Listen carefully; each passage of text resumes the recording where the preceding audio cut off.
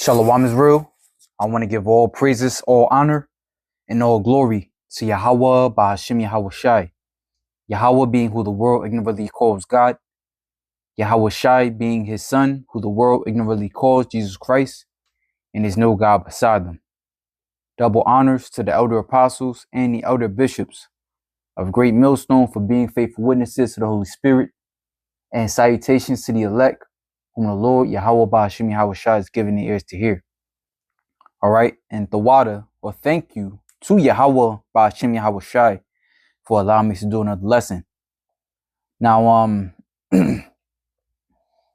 my quest, to look, just looking in the news, seeing what's going on, I come across this article entitled, on the Natural News, entitled "Lawsuit: CIA Investigated UnV'd Employees as Espionage Threats."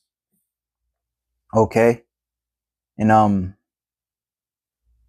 this is as brothers have always been saying, that 2020 situation was a mirror for the next pandemic lockdown, in which those that don't comply shall be put to death.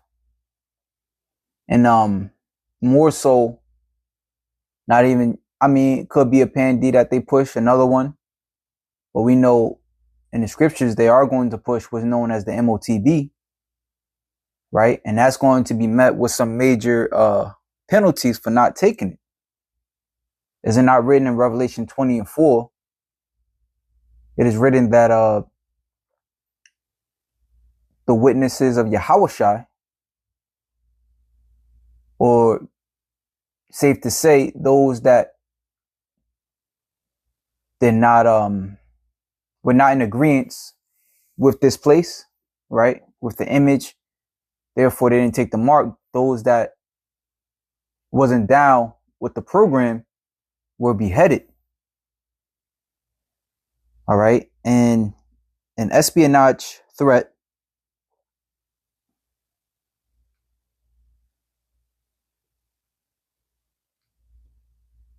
so let's look something up. What is an espionage?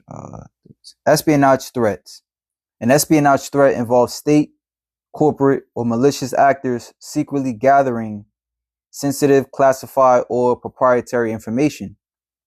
Today, the landscape is considered more severe than during the Cold War, spanning several main operational categories: state-sponsored intelligence and cyber espionage, economic and industrial espionage. All right, key targets and tactics. Okay, let's see. I thought it said it says several. Severe, Salakia. Today, the landscape is considered more severe than during the Cold War, spanning several main operational categories.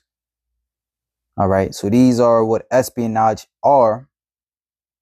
All right, the various types of espionage: state-sponsored, as we saw, economic and industrial espionage, and key targets. Let's see: spies actively scour professional networking and social media sites to identify, cultivate, and manipulate professionals with access to privileged information.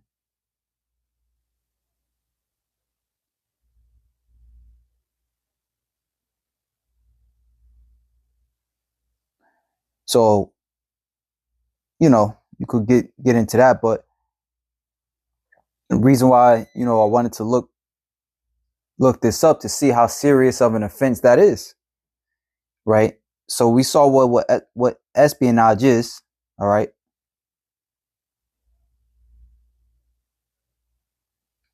Essentially, you're an enemy to the state, right? Who is dressed up as a friend just to gain information and use it against the state, right? Or that particular you could say that particular company, right? So I asked the chat.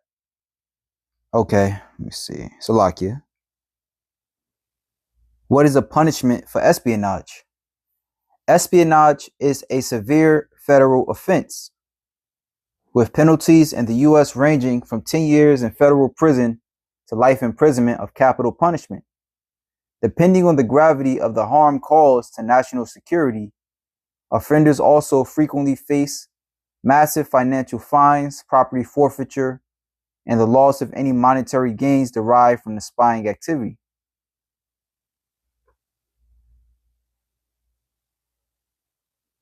All right. So as you see, it says general espionage, gathering / losing information, can carry prison terms up to 10 years per offense. Aiding a foreign government, transmitting defense related information to a foreign government or its agents carries a maximum penalty of life imprisonment. And then you have capital punishment, espionage resulting in grave harm to U.S. security or leading to the death of an American agent abroad can be punished by the death penalty. Okay, so that's a very serious offense. All right, and we know as servants of Yahweh Ba'Shem Yahweh Shai, just like Yahweh Shai, we're going to get somewhat of a or something along the lines of capital punishment. All right, I just quoted Revelation 20:4, the fact of beheading, whereas Yahweh Shai, he was hung on a tree, or nailed to the cross. All right, let's look something up real quick.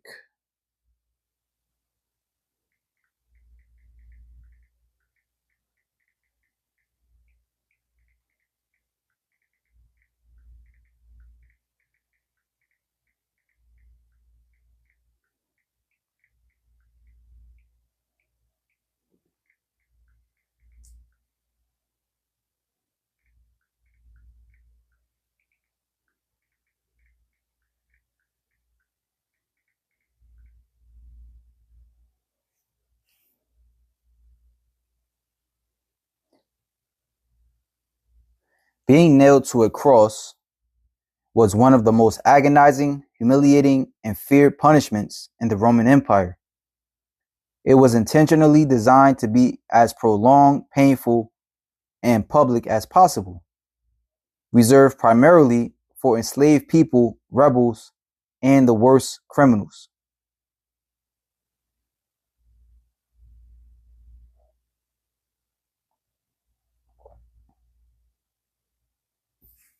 Let me look something else up. What were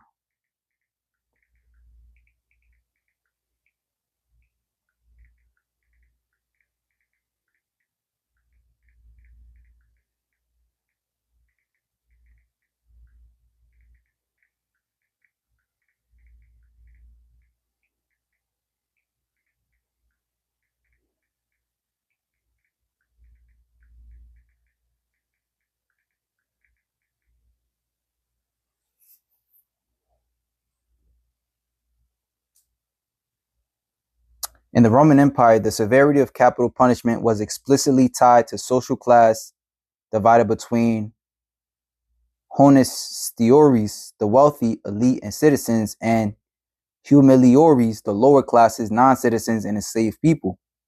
While the elite were granted quick and dignified deaths, the lower classes faced prolonged public torture. All right. So it says the primary forms of Roman capital punishment are ranked below, from the easiest to the most agonizing and elaborate.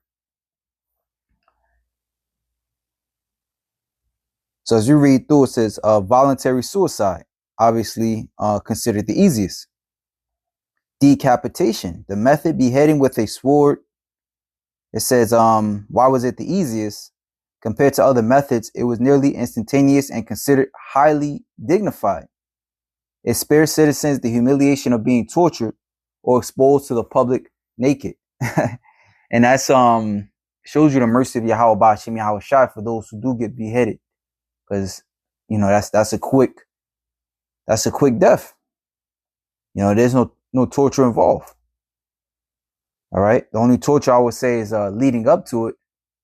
But hey, we already been warned. So now we can prepare our minds. All right, for those who may fall into that lot. All right, so it says precipitation from the Tarpeian rock, being hurled off a steep 80-foot cliff on the Capitoline Hill. It says traitors, murderers, and perjurers during the public and early empire. While terrifying, death was usually immediately upon impact. However, it carried a heavy social stigma of public shaming. It says burning at the stake. All right, this was highly painful. It was categorized as exemplary punishment meant to terrify onlookers. Damnation. Being torn apart by starved wild animals in public amphitheaters, enslaved people, prisoners of war, and religious dissidents. And then, I thought that was the worst. Okay, keeps going.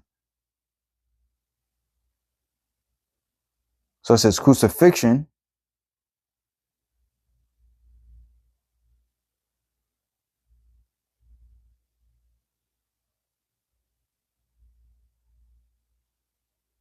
Damn, the Romans, they had some shit, boy. Right? It says crucifixion. As we know, Yahushua was crucified. It says the method being flogged, forced to carry a crossbeam, and nailed or tied to a cross.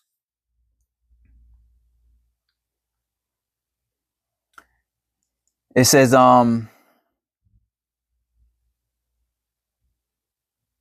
and nailed to a cross and nailed or tied to a cross until dead. Rebels, runaway slaves, people, and non-citizen convicted of highway robbery or sedition.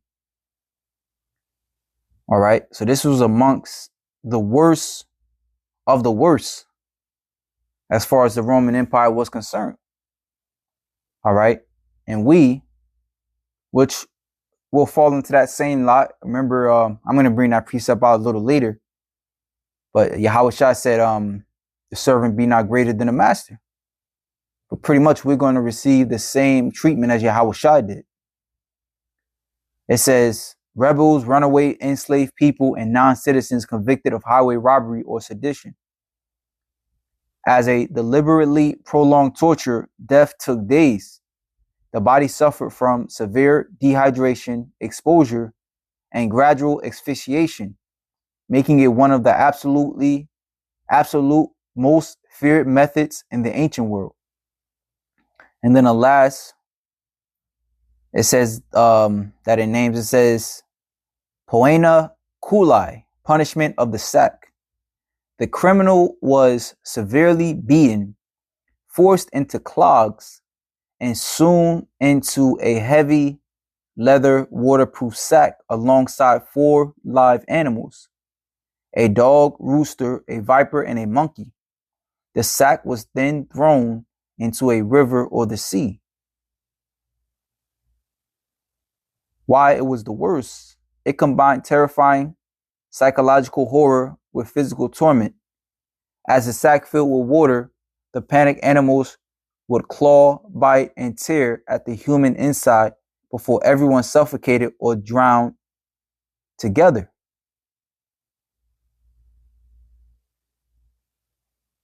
Damn. Symbolically, it was designed to deny the criminal a proper burial on land, completely erasing them from the living world. Right? Now, I believe that's probably most likely safe for a 2/3, because the Lord, he does punish, but he has mercy. All right, we know Yahushua had to suffer persecution for spiritual reasons as far as taking on the sins of his people. Most importantly, the elect, and then all of Israel. Right? Well, really, the elect. Yahushua died for the elect.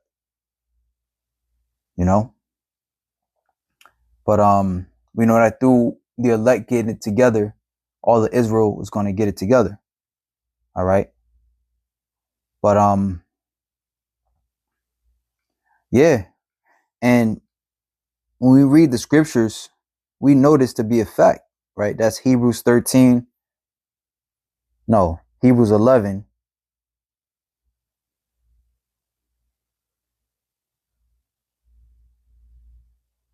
and 36. All right. So this was the aftermath of the faith of the righteous, the elect. And actually, we can start up a little bit. Start at 32. And what shall I more say? For the time will fail me to tell of Gideon and of Barak and of Samson and of Jephthah, of David also and Samuel and of the prophets, who through faith subdued kingdoms, wrought righteousness, obtained promises, and stopped the mouths of lions. Right? And Salaki, if I created any misunderstanding, like I was saying before, Yahweh's crucifixion was for the sins of the elect. You can read John the 17th chapter. All right. Whereas Yahweh said, I pray not for the world, but I pray for these, that thou keep them. Right. So Yahweh cared for the elect. All right. Once the elect, are saved through their salvation, the rest of Israel is going to come back. All right. So, reading on now, it says, quench the violence of fire, escape the edge of the sword, out of weakness were made strong, wax valiant in fight, turn to flight the armies of the aliens. Women received their dead raised to life again, and others were tortured, not accepting deliverance, that they might obtain a better resurrection. So as we read through, you see there's both sides of the coin. And we always bring that out, whereas some is going to receive spiritual powers and, be able to overturn their enemies, overturn armies. Others will be beheaded. And that's just the fact of the matter. It says, and others had trial of cruel mockings and scourgings, yea, moreover, of bonds and imprisonment. They were stoned, they were sawn asunder, were tempted, were slain with the sword.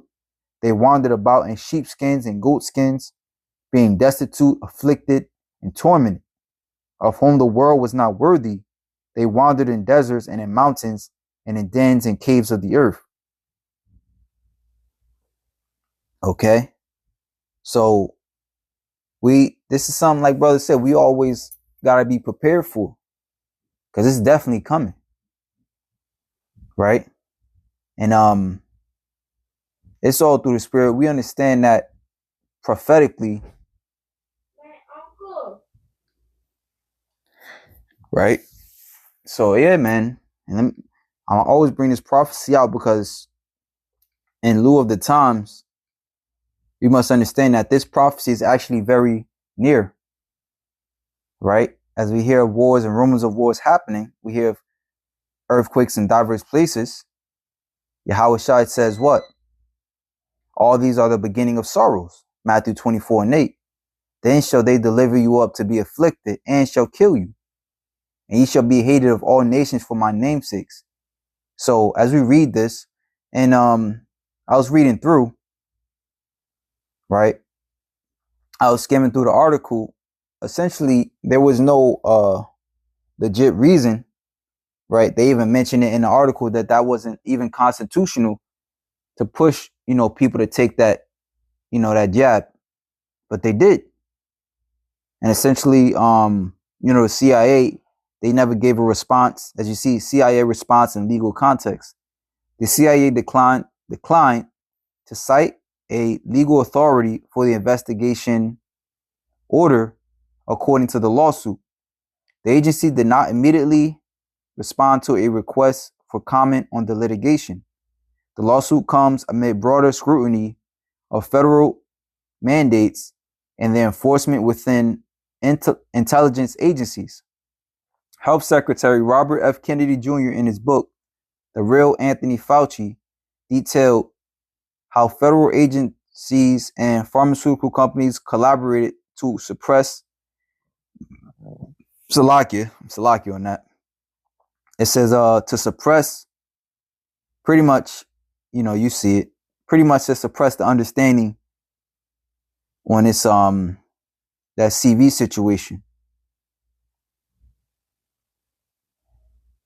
All right, you can read it on your own. Pause the video, read that.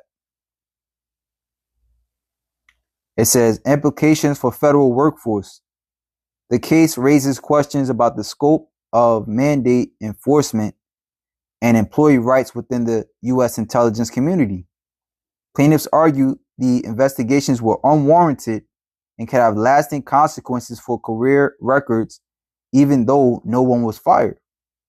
No final ruling had been issued. The court will determine class certification and the legal validity of the CIA directive. The outcome could affect how other federal agencies treat employees who decline interventions on personal or religious grounds. The lawsuit represents one of the most direct legal challenges to a federal agency's use of counterintelligence resources to enforce a public health policy. All right. So yeah, man, this devil has no rhyme or reason. But again, we understand why he's going to come down, why he's going to do what he's going to do, because it's all prophesied. And that's why it is written to prepare your soul for temptation. Right? Prepare thy soul for temptation. And what is that temptation? It's called the mark of the beast. Right? In which we're going to be tempted because just as, if had that, which they said it wasn't really carried out, as far as nobody got fired or anything like that. But, had those threats.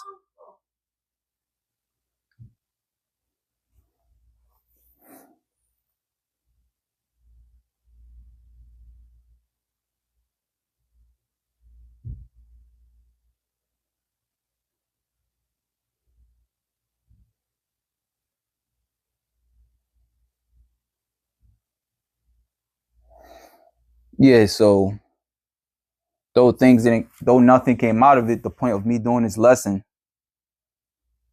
was, to be prepared, because we know, like I said, we're going to go through the scriptures, right? Or going through the scriptures, we understand that those judgments, as far as being characterized as a threat of any kind, right, knowing what they entail, all right, the worst punishments, that's going to befall us. 2nd Ezra 16:70, for there shall be in every place and in the next cities a great insurrection upon those that fear the Lord. All right. We will be known as seditious. They shall be like madmen, sparing none, but still spoiling and destroying those that fear the Lord.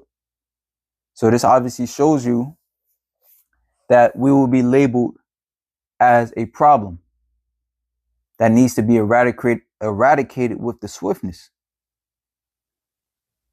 Okay. And Yahweh Ba'ashim Yahweh Shai, he does things to show his power. Like in this time, is we coming out of Egypt, right? Like how we came out of ancient Egypt, we're coming out of spiritual Egypt, and Yahweh Ba'ashim Yahweh Shai brought the full force of Pharaoh down upon us. All right, and then he brought forth his miracles and created a name for himself, and that's exactly what's going to happen in these last days. And even for those that, because the scriptures say, we should not weep as those that have no hope, for those that die in the Lord shall rise first. All right. And these devils going to see all those that he once persecuted, be beamed up in them chariots. So it's not a sad song, so to speak. No, it's just a portion of prophecy that will happen. It says, that's a spirit. Hey, hear ye my beloved. Salakia, where was I? For they shall waste and take away their goods and cast them out of their houses. Okay. And then was that one of the, let me see.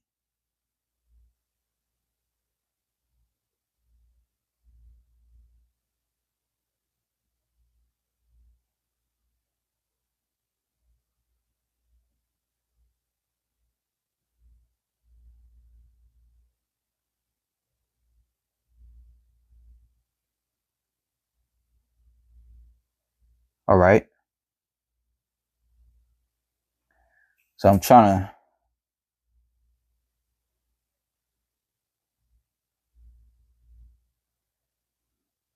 Right. So we go through these various punishments from ancient Rome. Whereas for those who don't know, this is spiritual Rome.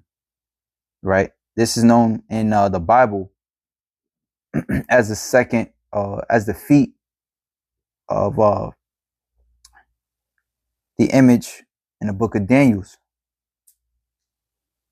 Right. Whereas the feet stemmed off the legs was of iron, and the feet was part iron, part clay.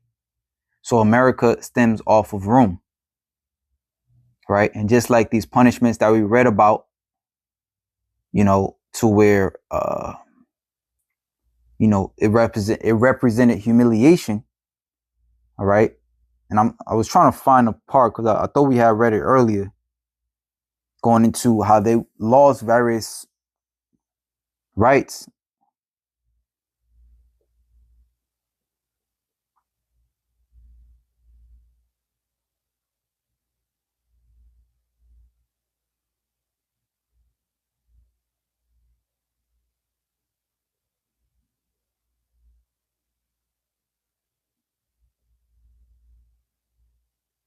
Right. So going into this one, number 7, the punishment of the sack. Right. It says they combine terrifying. Okay, we read that. But the last part, it says symbolically it was designed to deny the criminal a proper burial on land, completely erasing them from the living world. Right. So we're going to be labeled so that we are like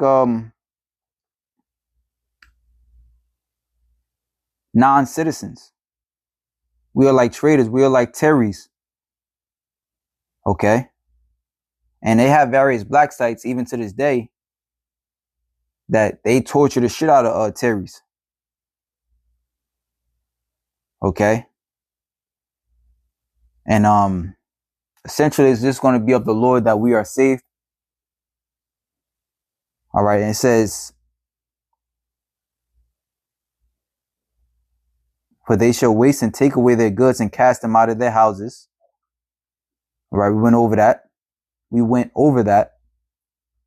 Then shall they be known who are my chosen, and they shall be tried as gold in the fire. Hear, O ye, my beloved, saith the Lord. Behold, the days of trouble are at hand, but I will deliver you from the same. Be ye not afraid, neither doubt, for God is your guide. All right. And all these situations that the Lord is going to put us in these last days, he made a way for us to get in, and he made a way for us to get out. It tells us that, what's that, 1 Corinthians 10 and 13? No temptation have taken us such as is common to men. All right. Whereas we have special temptations, we're also going to have special deliverances. All right. And that's the glory that we await. Hey, I quoted Wisdom of Solomon in the 5th chapter. It says,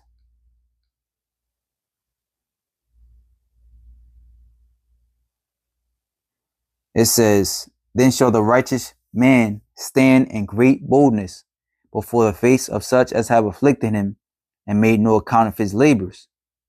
When they see it, they shall be troubled with terrible fear. Now you can couple this again with 1 Thessalonians 4, where it says, let us not weep as others that don't have any hope, for those that die in the Lord shall rise first. Right? And best believe, there's not going to be a sad look. They're going to be elated. And those that recently just saw them get killed, hell, recently I put a bullet in them or however they killed them, they're going to be in fear. They're going to be shocked. It says, and made no account of his labors. When they see it, they shall be troubled with terrible fear, and shall be amazed at the strangeness of his salvation, so far beyond all that they looked for. And they repenting and groaning for anguish of spirit shall say within themselves, this was he whom we had sometimes in derision and a proverb of reproach. We fools accounted his life madness, and his end to be without honor, without honor. How is he numbered among the children of God? And his lot is among the saints. Okay. And that's beautiful, man. All right. Because what you don't see through faith, you're going to see with your eyes, and that's going to come with judgment. You know, Pharaoh didn't believe in the power of the Heavenly Father. So when did he become a believer? When he saw us pass over and he saw that great body of water come down on him and his men. That made him a believer then. You know? But yeah, man, we're coming in, we're entering into our rite of passage. Well, it's just as Yahweh Shah made it to the other side. All right, through straight means, the word straight meaning a path of great difficulties, so will we. It tells us in 2nd Ezra 7, it tells us in the book of 2nd Ezra 7, you know, Salakia, I'm saying things twice because, you know, I'm excited. So I might be speaking real fast, Salakia. But it tells us in the book of 2nd Ezra 7 that to make it to the other side,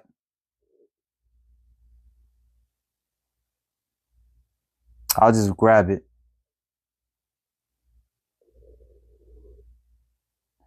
It says, then, I'll start at verse 12. Then were the entrances of this world made narrow, full of sorrow and travail. They are but few and evil, full of perils and very painful. For the entrances of the elder world were wide and sure, and brought immortal fruit. If then they that live not to enter into these straight and vain things, they can never receive those that are laid up for them.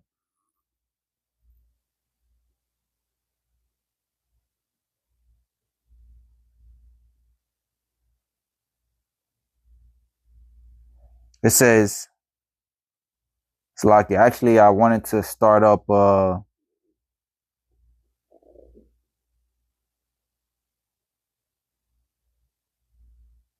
at verse 8. Right, so we'll start up at verse 7, actually. Verse 6. There is another thing. A city is builded and set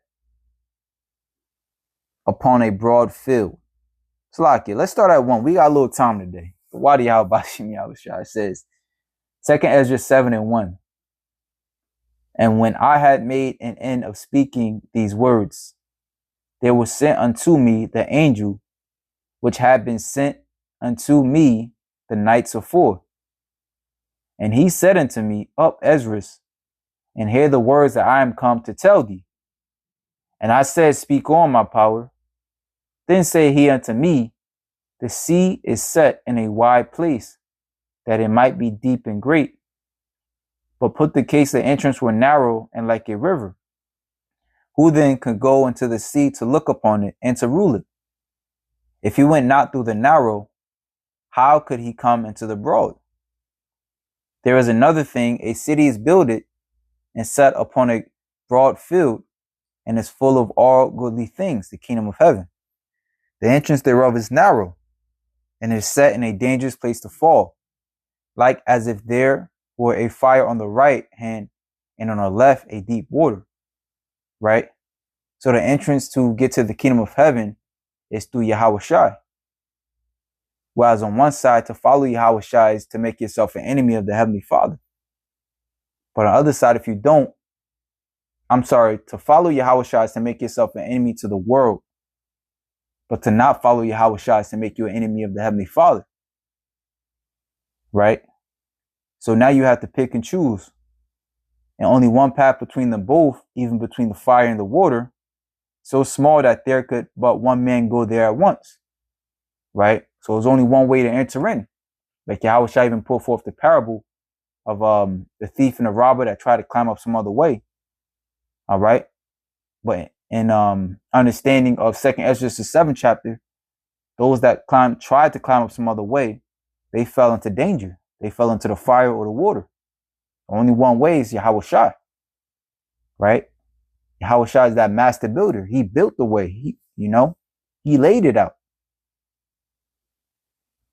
If this city now were given unto a man for an inheritance, if he never shall pass the danger set before it, how shall he receive this inheritance? And I said it is so, Lord. All right. Then said he unto me, even so also is Israel's portion. So that's pretty much the point I wanted to grab on that anyway. All right. That verse 8, like I was mentioning before, to follow Yahweh Shai. All right. That's the only way you're going to make it to the other side. All right. And then I had read earlier, well, I read how the entrance was full of sorrow and travail. All right.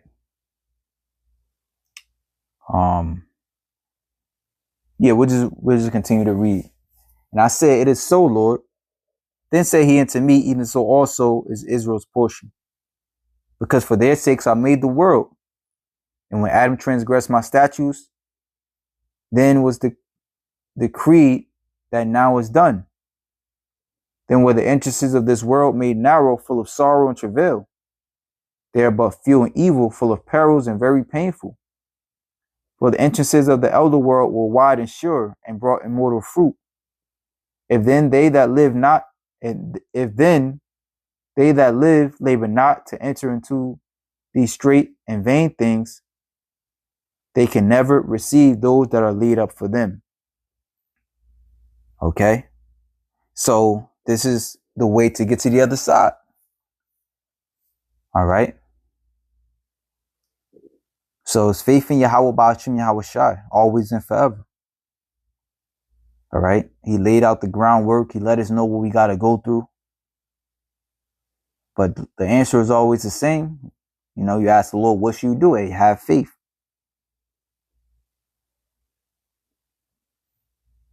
So that's all I had. So next time, Lord's willing, shalom to the elect.